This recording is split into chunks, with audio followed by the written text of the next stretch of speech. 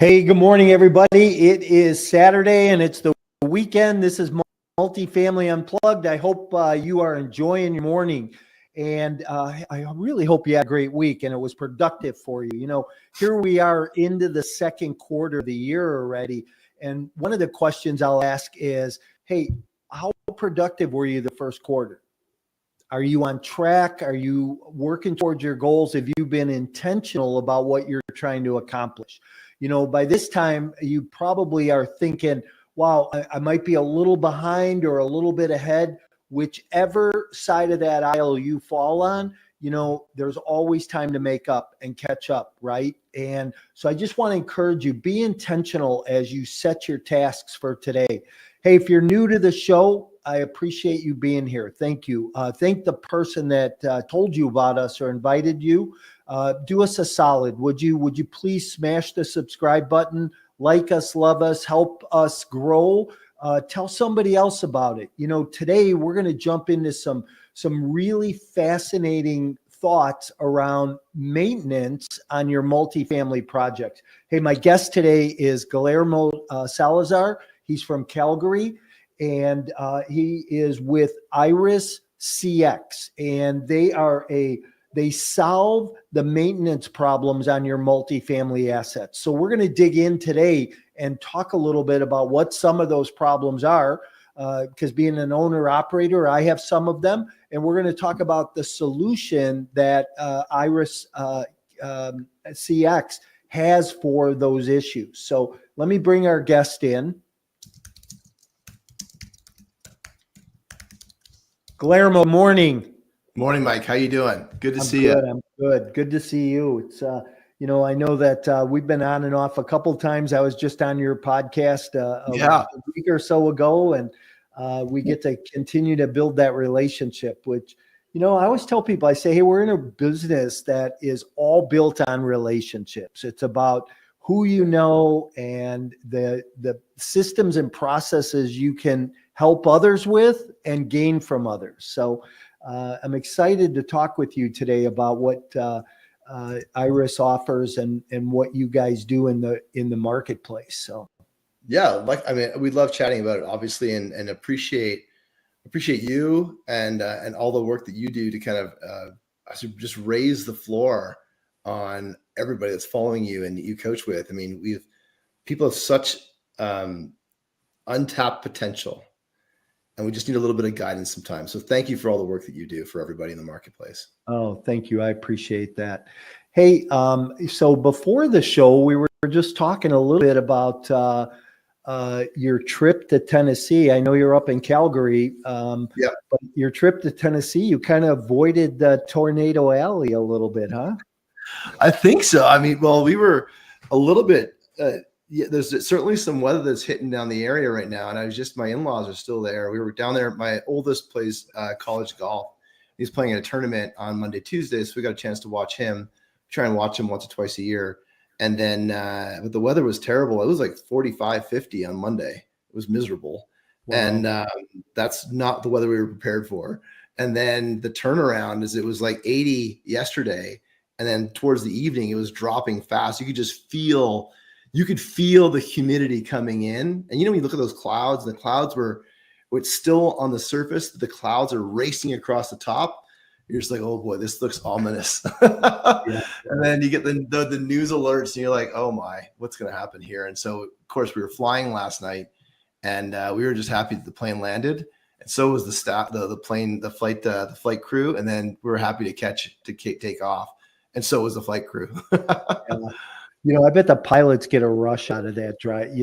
I couldn't be, I have a tough time with heights, but I don't mind flying. And I have to imagine the pilots get a real rush out of driving through that, Oh yeah. I mean, like they're expecting like 7 to 10 inches of rain. Jeez. Like, that's crazy. And then the winds and everything. So we were quite happy when we landed. 3 tornadoes had touched down the day before. And so we were just kind of feeling, lucky to find that bucket of window, whether it was cool or not, though the boys could play golf. And then everyone got in and out safe. So that's the important part. Yeah. So talk about, so your son plays golf, right? Is he at Tennessee? Is he at He's in school? Pennsylvania. He's in Pennsylvania. Okay. Yeah. But he played in a semi-pro deal or? No, it was a college tournament. So college golf is split into 2 seasons. There's the first half you play in the fall, and the second half you play in the spring.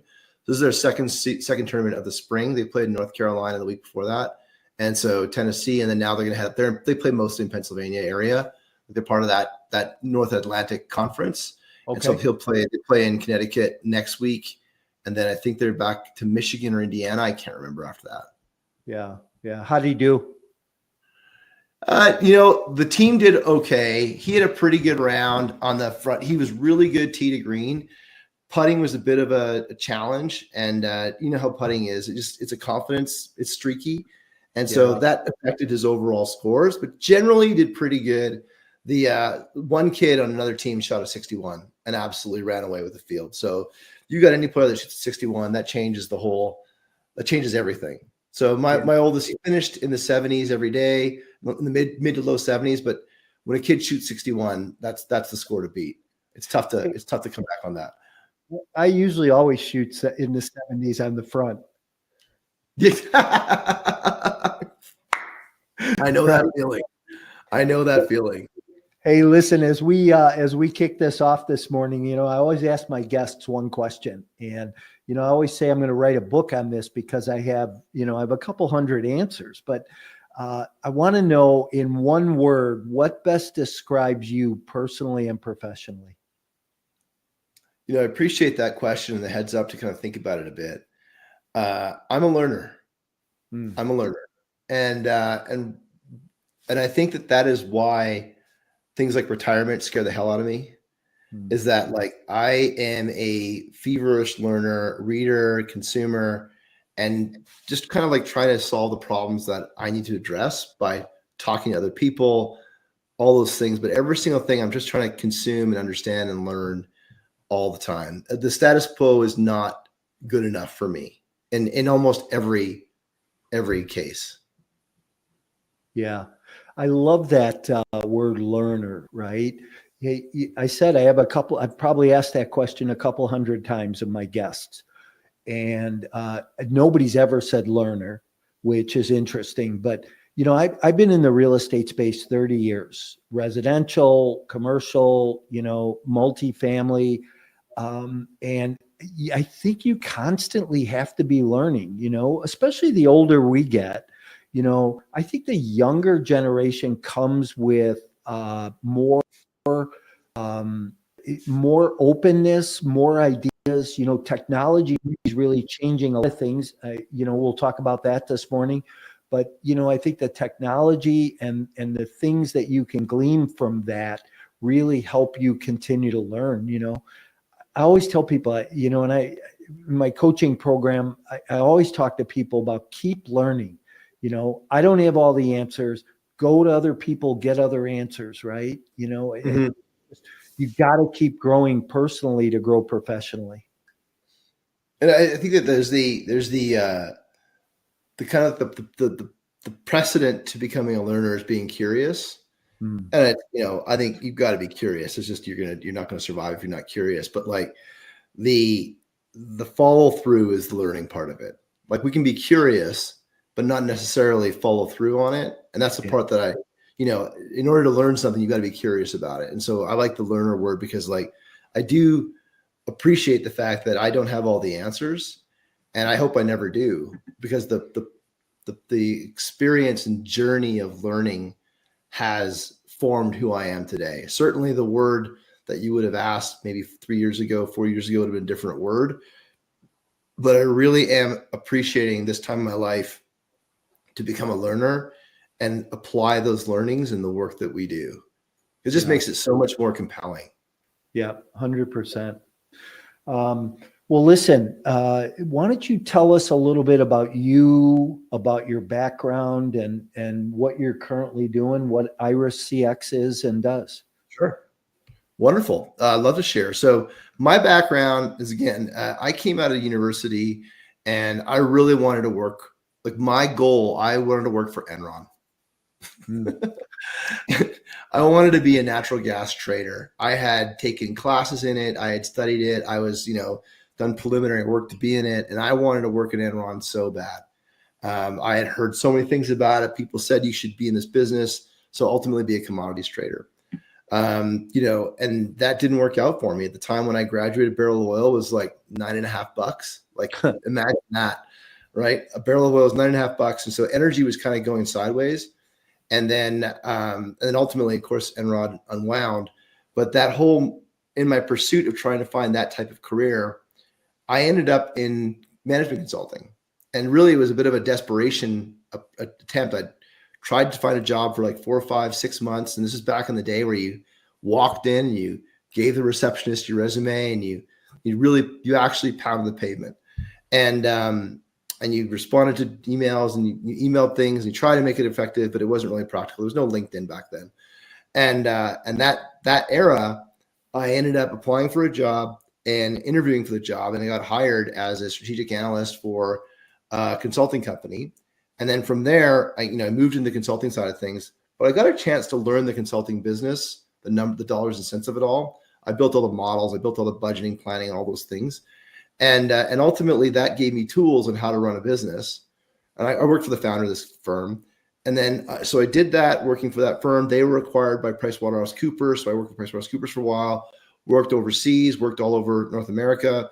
And then I left that firm and went on my own independent to make more money. And, did that for a number of years, then started my own consulting firm with 3 other guys. And so we grew that firm to about 65 consultants and exited that to Deloitte in a very quick burn. We did that in less than 5 years. Wow. And it was crazy. It was absolutely crazy. Like to be in the consulting space, you find yourself in this time trade-off that you're constantly deliberating about. I either spend an hour billing the customer or an hour trying to grow the business. And I've got certainty around the bill against the customer and uncertainty around the growing the business. But if I don't grow the business, then the business doesn't grow, right? And so it's this constant trade-off, and it's a constant entrepreneurial struggle. Yeah, totally. Yeah. And so we were delivering projects at a consulting pace. So imagine that's like 60 hours a week, just getting that delivered, and then plus trying to grow the business. So it was a lot of work. I was lucky. I was quite young, and I had good partners, and we had very good clients. And so ultimately that grew. Exited to Deloitte, spent some time at Deloitte, exited that, and then kind of started trying to find another problem to solve and figure out what I wanted to do. Ultimately, I was quite unhappy when I was there. I felt like, I use this expression all the time, I felt like a dolphin in a tree climbing competition. I was just expending an enormous amount of energy trying to be successful, and I wasn't moving the needle. And that created a lot of downward depression cycle. I mean, in retrospect, I probably had a depression element to it, and really gained a lot of respect for mental health as a concept, and being to actively make myself better from a mental health perspective, and appreciate that for what it is, so I could be my best self every single day. So that meant putting myself in situations where I could be successful, and also being mindful of things that I'm vulnerable to that create downward spirals. And so just being proactive about how I can be present every single day and be the best husband, father, partner or co-founder or whatever every single day. Yeah. And so today you're with IrisCX. Yeah. And what do you guys do? So I like to frame the question in terms of the problem we solve. Because without the problem, it's kind of just pointless. And so the problem that we solve is that when resident requests, mate requests come in, they're very vague. They're like, my toilet's not working, or there's a sound. And the tools we have available today are very limited to try and solve the problem. And so we end up dispatching a tech. And that could be in a building, like in a multifamily high rise, or it can be on a truck roll, it could be a vendor. All these things we do because we don't have enough information. So even if you've got a telephone call, you're still flying blind. And the most common thing we hear all the time is we got to get some eyes on the problem. And so what IrisCX does is it allows you to see the problem before you dispatch that truck. The way our software works, I mean, everybody here, no one wants a new application. Nobody wants another login. It's very simple. You send an SMS message to a resident, they click on it, and you can see through the camera at the problem. You can hear what's going on. And when you can do that, you can troubleshoot the situation. So if it's my toilet's not working, now I can start stepping you through, hey, let's look at the shutoff valve. Turn to the left. That's left. That's right. Let's wiggle the head. You can start troubleshooting these issues remotely. So we solve the problems around that 24/7 support burden that's borne by maintenance coordinators and maintenance techs. We solve the problem around the rolling that truck for simple fixes. Like, you can't imagine how many trips are dispatched to change the battery, change the filter, to unhook the chain, to reset the GFCI. It's disgusting, because all of that is waste, and all of that has a direct impact on NOI. And so if you can go and solve 50% of your resident requests before you roll that trip in about 8 minutes, you're saving all that maintenance expense up front. When you roll a truck or send a dispatch a tech, they're only going there the one time. Imagine a resident that shows up when the tech shows up and says, hey, Mike, I'm here to fix your toilet. I've got the toilet stem that fits your toilet. I'm going to be 15 minutes to replace this part, and I'm out of here. That's it. Right? Those kind of situations. So, one of the first questions I have, do you guys, we know multifamily split up into different asset classes, A, B, C, and D. Sure.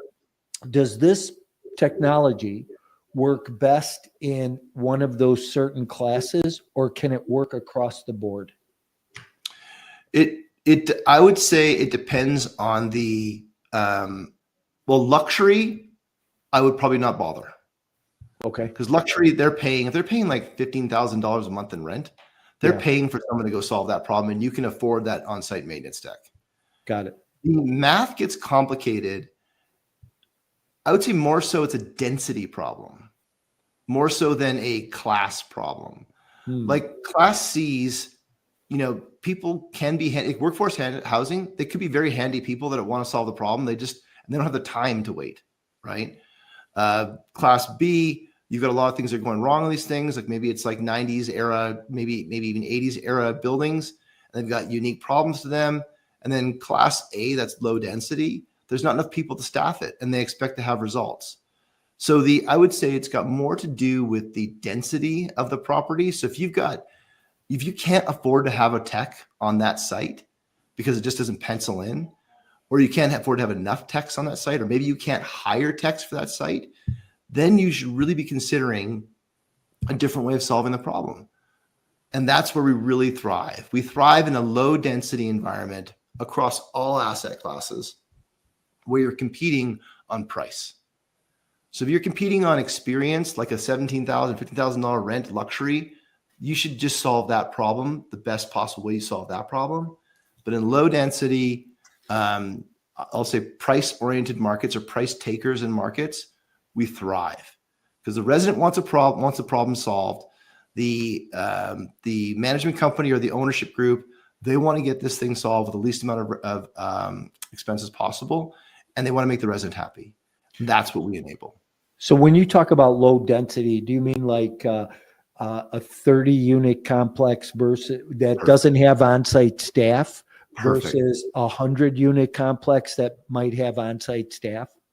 Yeah, like the 100-unit project is kind of a fun number to play with because like it's an average number, but rarely does there actually a 100-unit complex.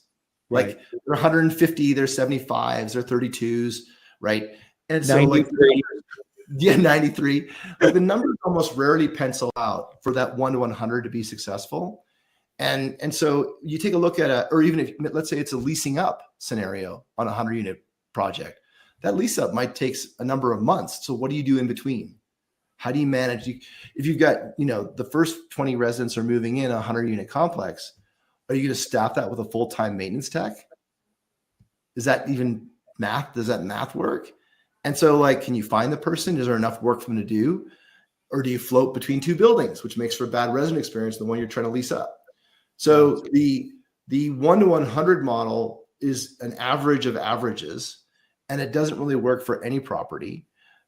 But you can make it work if you've got, let's say, 80 units to 115 units. You either have not enough work or just a little bit too much work. But if you're in that 50 unit and lower density, like especially getting a BTR and SFR, like in those spaces, you definitely need to be able to figure out how to solve those residence requests to protect your asset, right? Because if there's a leak, you want to be able to solve that problem as fast as possible, or at least mitigate the damages.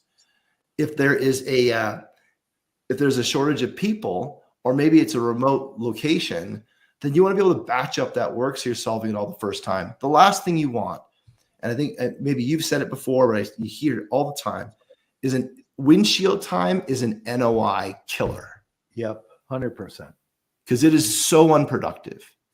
So the priority of maintenance organizations could be, let's eliminate windshield time, because that is killing our NOI. That is killing our resident experience. That's killing our technician experience.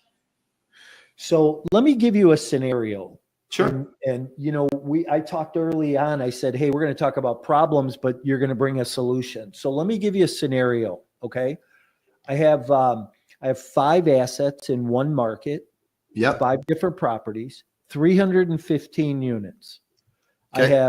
I have 2 key maintenance guys and 2 make-ready guys. My smallest unit is 30, or my smallest property is 30 units. I have 2 65-unit properties, a 62 unit, and a 93 unit. All right. Okay? So that math should equal 315, right? I hope so. I'm not going to check it. Yeah. And so I have 100 work orders across 5 properties. Yep. Right. And it's silly stuff, right? My stove doesn't work. And I don't mean silly, it's never silly to the resident. User error. It's user error. Right. So it's, I have stoves that don't work, hot waters that's out, toilet leaks, faucet leaks, this issue. How do we solve filters? Right. How do we solve that issue? Where, my maintenance guys focus on this property a lot today, this property tomorrow, maybe they're spread across 5 properties in one day. I think the thing, the unproductiveness, on an 8-hour day, if I get 5 hours of work out of a maintenance guy, I think that's a lot, considering they're driving property to property. They have to go pick up parts. They come back, there's a lot of downtime in the midst of there, right? How do we make them more productive and solve that issue? Sure. So we take a look at the 4 people you've got on your team, right? So 4 for 400, you're 315, so you're kind of already over allocated, which actually perfectly represents your point of productivity. Is you're over penciled on the 1 to 100 because you've got 4 people working 300 units, right? I mean, from a staffing perspective. So you're already leaking there. So what you can do is you can do a couple things. So with our service, with Iris, or our software, you can take one of those maintenance techs, and let's say you allocate over the course of the week, you've got 80 hours of the week for those 2 maintenance techs, right? And let's say you were to allocate, and service requests come in all day long, right? But they typically come in batches in the evening. Maybe they come in when the residents are there. So what I would consider, or make an offer for stage 1. So this is stage 1, and I'll offer a stage 2 as kind of the maturity curve. Stage 1, I would allocate, maybe make available 2 hours a day of each of those maintenance techs to remotely resolve issues. And they're available to solve problems without having to diagnose it. And how we channel that is your residents can schedule with that maintenance tech for that time, because we want to drive demand to the availability of your people rather than having your people be on standby all the time, because standby is so expensive. And I know there's plenty of work to keep them not on standby, but it's because we're culturally being corrective and reactive that we do not get those efficiencies. Right. So I would say take those two people and say, okay, let's call Louise and Ron. Louise, you are Monday, Tuesday, Wednesday, Thursday, Friday. You are available to do remote support from 8 a.m. to 10 a.m. And then Ron, from 4 p.m. to 6 p.m., you do remote support. We kind of barbell it. So, because that's when kind of things happen. So then at that point, they would connect with the residents that are available, that have booked with them, and take a look at the problem and seek to resolve the problem before they dispatch. And then they would begin to create the work orders. They would solve the problems all remotely. We have some customers that even if they're in a high rise, it takes a half an hour to go up and down to look at a problem in a high rise, right? You got to stop what you're doing, go up the high rise. Even if they're in the maintenance office and it's on floor 22, they will look at the problem remotely before they go up the elevator. So let me see if I understand this and hopefully help our listeners understand it a little bit. So I'm taking my maintenance guys that are on the property to spend time on this app on Iris Dispatch, to look at individual problems with a tenant. That's correct? So the tenant has to be in their unit and my maintenance guy has to be in the office, right? And that's why we allow the scheduling. We kind of like channel them to be able to schedule. So it's good to kind of contrast it to what happens today. So what happens today is a service request comes in and it says my toilet's leaking, my toilet's not working, right? And your people, the first thing they do is they get the service request, they try and make a phone call. So the resident may be at work, maybe they goes to voicemail, they're trying to coordinate to get some information. These days, we hear that residents don't want people in their units unattended, and service techs don't want to go, maintenance techs don't want to go to units that are unattended. So It's kind of like becoming very complicated to do this on an ad hoc basis. There's got to be some coordination. So that happens right away. And that back and forth costs you time, costs you resident experience, and it costs you money. Got it. Then, okay, we land at a time with the resident says, okay, yeah, I'm available. I can be there Tuesday at 1 p.m. for you to come up and look at the unit. So the resident's now taking off time. So they're pissed off. They're not working. It's vacation day.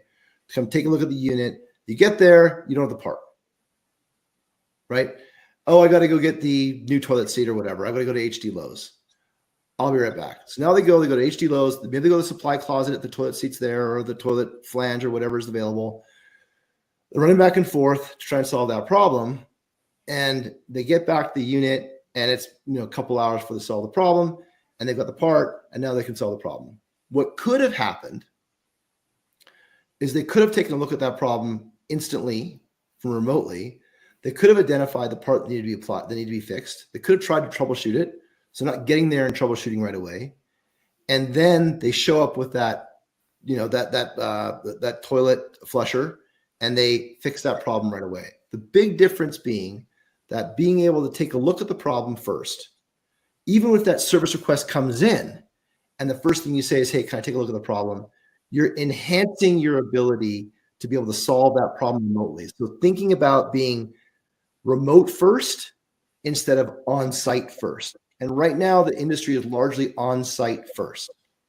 How qualified does the maintenance tech need to be in order to help troubleshoot that problem with the tenant? And here's why I ask.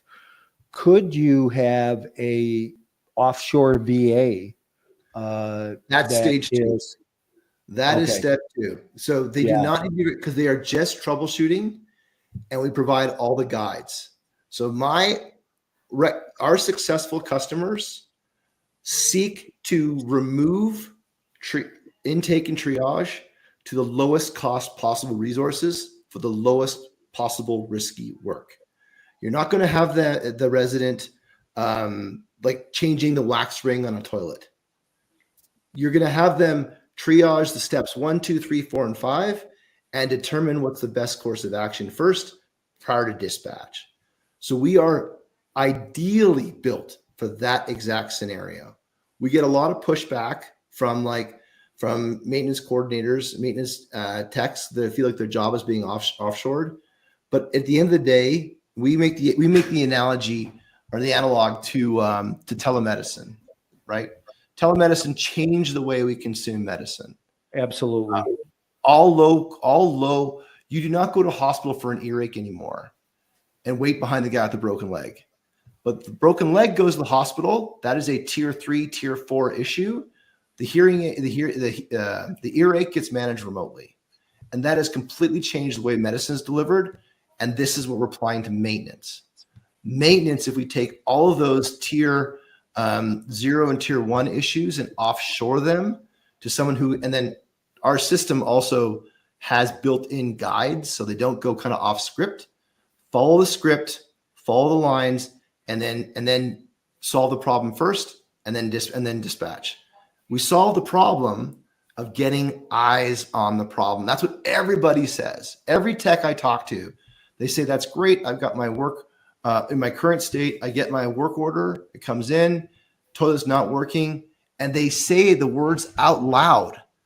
I need to get eyes on the problem. I got to go to unit 402 to get some eyes on the problem. They use those words because they know that with vision, they can understand what's going on. But with words and with maybe a telephone conversation, let's sprinkle in some language differentials there. It gets very difficult to do your job if you can't see the problem.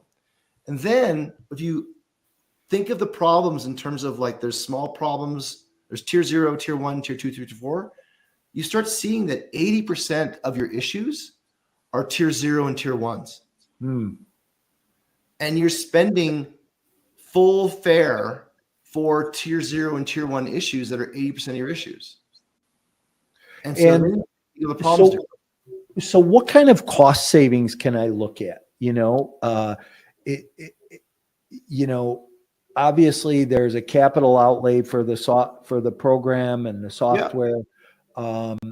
But what kind of a cost savings as a operator can I look at on my maintenance budget? Sure. So if you take a look at your maintenance expense right now, we've been hearing from the market typically floats between like 8 to 9% of net rent. Is that consistent with your budgeting? Yeah, I would think we're probably at least 9%. I have to go look at my cash flow statement, but yeah. So if you think of that as your current maintenance expense, 8 to 9% net rent, we can get it down to about 5 to 6% of net rent. So you're looking at about almost halving your maintenance expense. So, let's call that a 2 to 3x improvement on your maintenance expense, and your resident CSAT goes up because they're getting their problem solved faster. And so those two things begin to work together, that you get a lower variability of your renewals because your residents are happier. You need less people because you're not over. Like let's acknowledge that these people are overworked right now.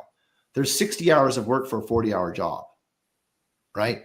And so let's take that low risk, full fare task, move it off so that they can focus on the complex items, the make readies that they need to be on site for.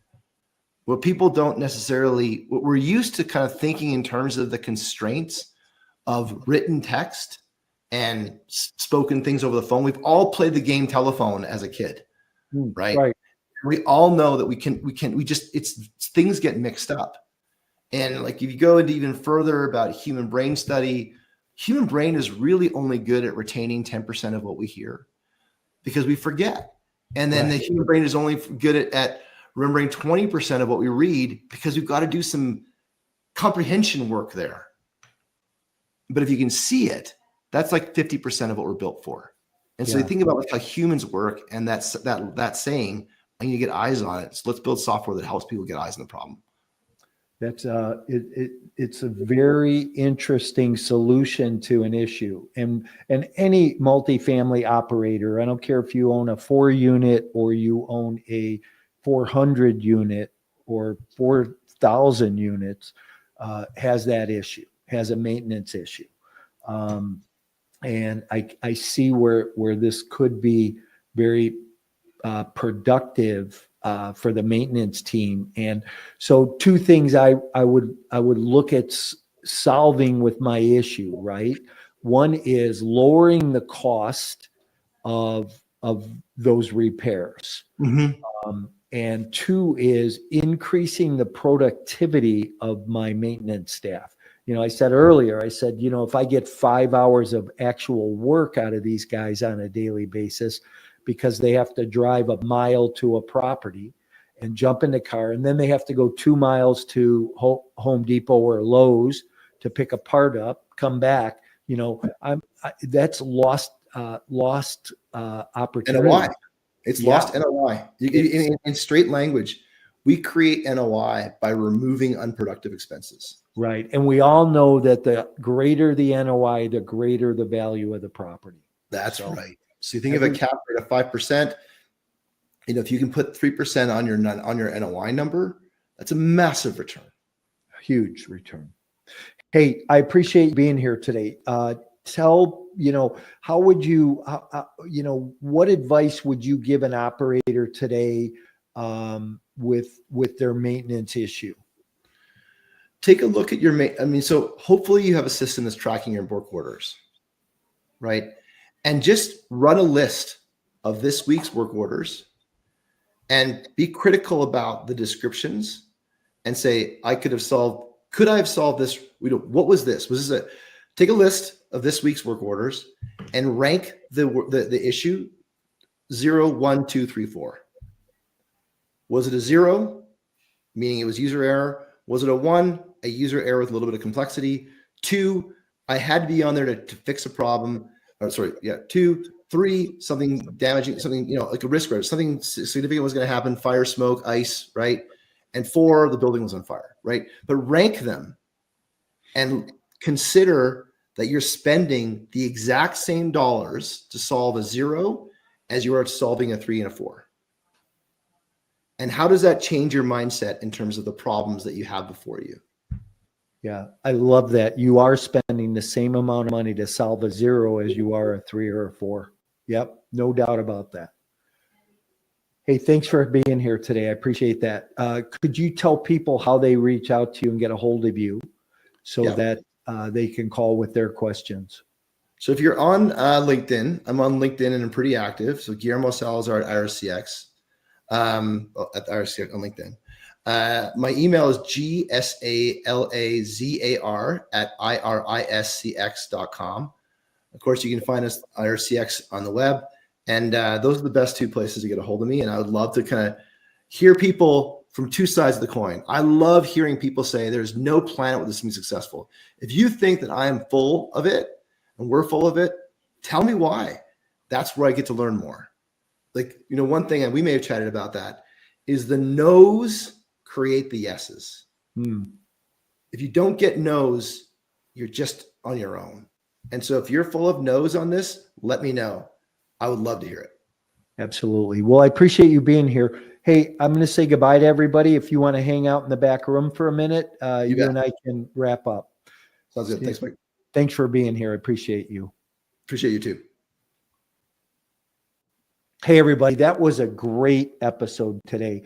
And, I'm going to tell you, if you're an operator or you're thinking about buying a multifamily and you're going into the business, take a look at this system. I'm going to spend some time and figure out in my own application if this system it can be fruitful for us. And as an owner operator, trying to increase your NOI, trying to grow your bottom line to increase value of your property for resale, this could be a system that might work well for you. So reach out to Guillermo and see how Iris can solve your maintenance issues and increase your NOI.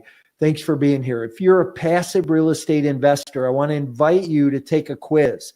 Let's see what your risk tolerance is. We have a offer for you. Text the word investor to 224-269-6700 and take the 10-question quiz. Let's take a look at what your risk tolerance is and whether you should be investing in alternative investments or keeping your capital in the stock and bond market. But take the test. Hey, look forward to seeing you next week. We're here all throughout the week. We're always bringing great content to you. And then Saturdays on Multifamily Unplugged. Don't hesitate to reach out if we can be of help. Appreciate you. Keep scaling your business and look forward to talking to you soon.